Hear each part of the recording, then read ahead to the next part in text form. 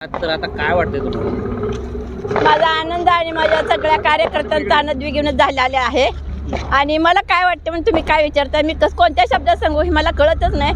जेवढे माझे कार्यकर्ते आहेत आणि माझे बंधू आहेत आणि भाऊ आहेत, सगळ्यांनी माझ्या बहिणी आहेत, भाऊ आहेत, सगळ्यांनी मला एवढं सहकार्य केलं आणि तो माझ्या कार्यकर्त्याचाच विजय असेल. माझा नसून तो कार्यकर्त्यांचाच आहे.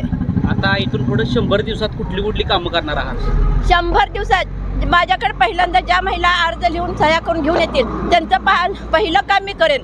कोणतं पण काम असो, गटारी असो, टॉयलेटचं असो, बाथरूम, कचरा गाडी, घंटा, कोणतं का असं नाही त्यांचं मी काम पहिलं करेन.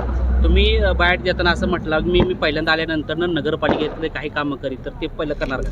पहिल्यांदा नगरपालिकेच्या खुर्चीत बसल्यानंतर त्या मुतारीचं मी पहिल्यांदा काम करणार. का तर मला गुदमरल्यासारखं झालं होतं अर्ज भरायला गेल्यानंतर. अगोदर ते बाथरूम आहे तिथलं बाथरूम स्वच्छ करून घेणार, बाहेर आल्यानंतर त्या गटारीचं आणि रस्त्याचं काम करणार, तसंच परत गणेश बागेत लहान मुलांच्यासाठी गार्डनचं काम करणार. आणि त्याच्यासमोर शाळा आहे, तिथे शाळेत पिऊन ब्लॉक वगैरे बघून व्यवस्थित शाळा करणार. बाप्पा, आता तुम्ही नगराध्यक्ष झाला आहात आणि काम तुम्ही पाहणार का बाप्पा?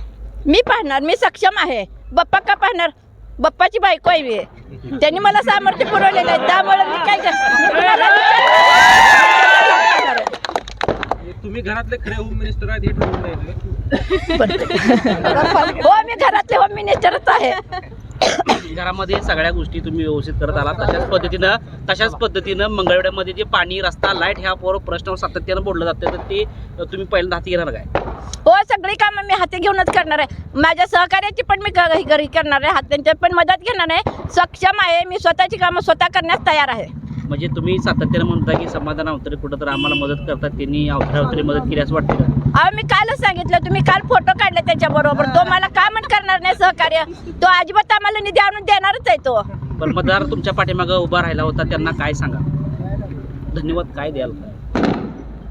माझ्या पाठीमागे जे जनता आहे, सगळे मतदार आहेत, त्यांना मी कायमस्वरूपी आशीर्वाद, त्यांना अभिया नावनं त्यांना आशीर्वाद, त्यांना आई आहे त्यांची ना, मग मी कशाला त्यांना आई कोणत्या पण लेकरांना आशीर्वाद देत असते, वाईट चित्तत नाही.